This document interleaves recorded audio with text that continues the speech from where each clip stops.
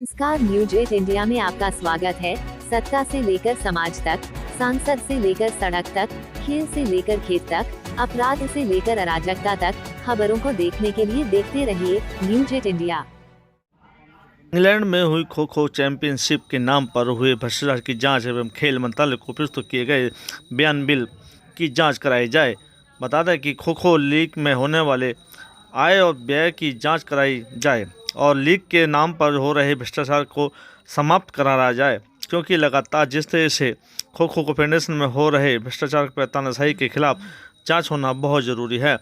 क्योंकि IOA को निर्माण कार्य करने के लिए kho kho federation of India के लगभग 60 लाख रुपए दिए, जिसका कोई भी टेंडर नहीं कराया गया था। इस लूट की जांच कराया जाए, यानी कि कहीं ना कहीं काफ़ी लंबा मामला सामने आने लगा है। इससे पहले WFI का मामला भी शांत नहीं हुआ कि एक और नया मामला सामने आया है, जिसमें कि खो खो के बच्चे फीस देकर अपना टैलेंट दिखाते हैं, जबकि सरकार खो खो के लिए फंड करती है। लोगों का आरोप है कि जिस तरीके से त्यागी इन बच्चों से पैसे लेकर अपना पेट भर रहे हैं, इसकी जांच की जाए। खेल मंत्री अनुराग ठाकुर से मांग की है। आप देख रहे हैं ये खास रिपोर्ट।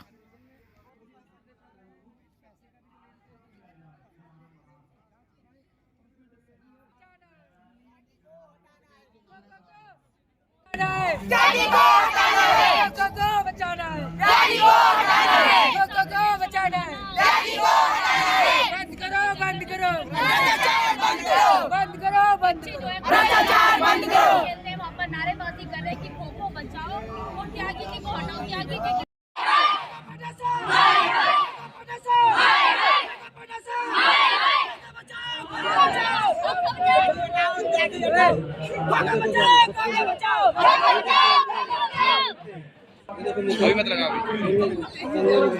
वो इंटरव्यू बहुत देखते हैं,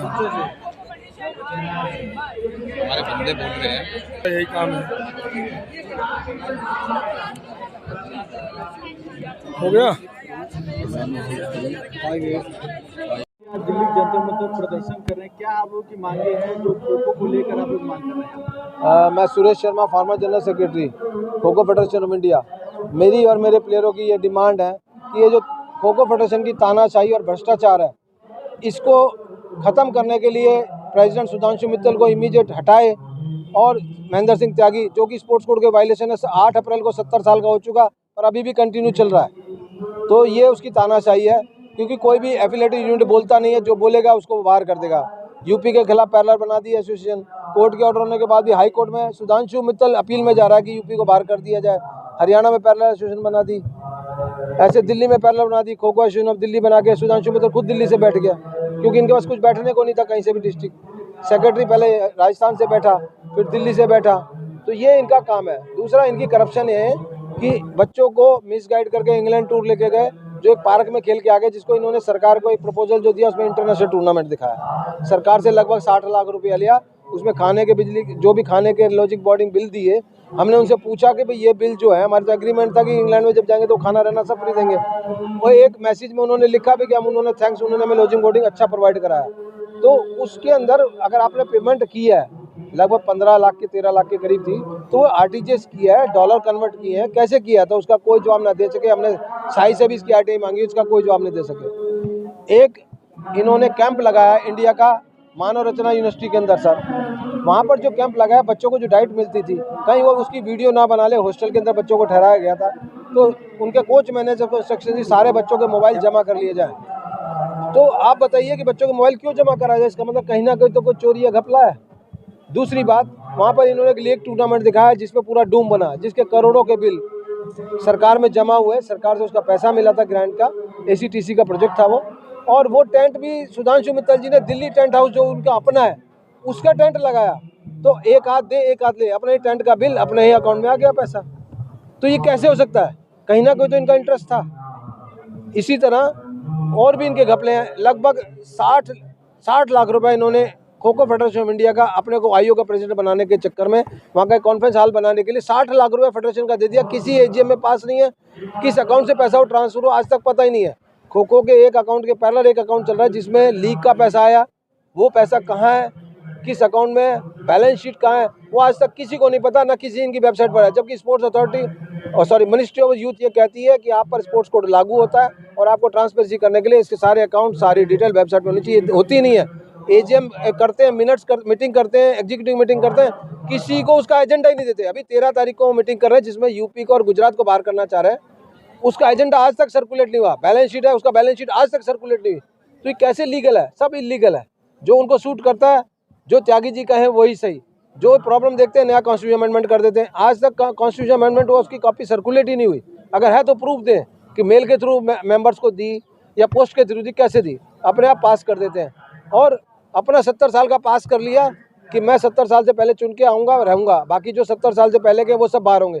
तो एक जगह तो सरकार कह रही है कि स्पोर्ट्स कोड का वायलेशन है, तो फिर क्यों नहीं इनको बाहर किया जा रहा? हम तो लिख रहे हैं। तो क्या इस बात को लेकर के खेल मंत्री अनुराग ठाकुर से कुछ बातचीत हुई खो खो को लेकर? हमने मंत्रालय को लिखा है और मंत्री जी से मिलने की रिक्वेस्ट की है, तो वो अभी बाहर गए हुए थे और आएंगे तो डेफिनेट हमको रिस्पांस देंगे। और हमें उम्मीद है कि हमारी आवाज़ माननीय प्रधानमंत्री जी की अपील जाए, हमारी माननीय खेल मंत्री की बजाय, क्योंकि इसकी इंक्वायरी होनी चाहिए। जहाँ बच्चों के सिलेक्शन में जो बच्चों को काटा गया है, इसका मतलब उनका कैरियर ख़राब किया गया ना। जो उनके साथ जी जनाब है, जो उनको सेवा पानी करते हैं, वो उनको कमेटी का मेंबर बना के वही यूपी को डीएफिलेट किया, पर वही यूपी के कुछ आदमियों को उन्होंने रखा हुआ अपने साथ। ये कैसे पॉसिबल है? अब सामने आना है क्योंकि WFI को भी लेकर पैसा चल रहा था, दोबारा खो खो का मामला सामने आया, कैसे देखते हैं? देखिए ब्रदर, मैं इसलिए स्पोर्ट्स से रिलेटेड हूँ कि बास्केटबॉल, रेसलिंग के इंटरनेशनल मैंने दिल्ली में करे। मैं दिल्ली स्पोर्ट्समैन एसोसिएशन में स्कूल गेम्स करता हूँ। मैं दिल्ली खो खो का भी वाइस प्रेसिडेंट हूँ। मैं सिर्फ एक बात पे जाता हूँ कि प्लेयर्स से किसी भी पार्टिसिपेशन में कोई भी पैसा नहीं लिया जाना चाहिए, ताकि गरीब और अमीर प्लेयर्स में डिफरेंस ना हो। जो आज सिचुएशन चल रही है वो ये है कि आप पैसे दो तो पार्टिसिपेट करो, नहीं। मेरा सिर्फ इन सब बातों से एक ही मुद्दा है कि जो स्पोर्ट्स मंत्रालय में 1999, 2001 में हमने पास करा था, कोई भी फेडरेशन जो इंटरनेशनल इवेंट्स में पार्टिसिपेट करती है वो प्लेयर से पैसा नहीं लेगी, गवर्नमेंट देगी। और जो हम कल्चर एक्सचेंज में प्रोवाइड करते हैं उसमें ये होता है कि टीम बाहर जाएगी तो सारा प्रबंध वो करेंगे, टीम इंडिया आएगी तो हम करेंगे।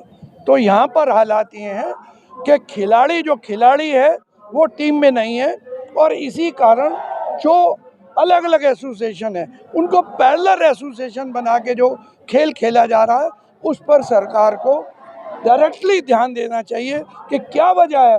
एक एसोसिएशन 30 साल से रन कर रही है, उसका ऑडिट हो रहा है और आप उसकी पैरेलल एसोसिएशन बना के अगले हफ्ते नया गेम खेल देते हो। तो खिलाड़ियों को देखो, खेल को देखो। एसोसिएशन और बाकी चीज़ें इंपॉर्टेंट नहीं है, खेल इंपॉर्टेंट है। और जो भी फेडरेशन प्लेयरों से पैसा ले रही है वो गलत है, उसकी इंक्वायरी होनी चाहिए। नमस्कार, न्यूज 8 इंडिया में आपका स्वागत है।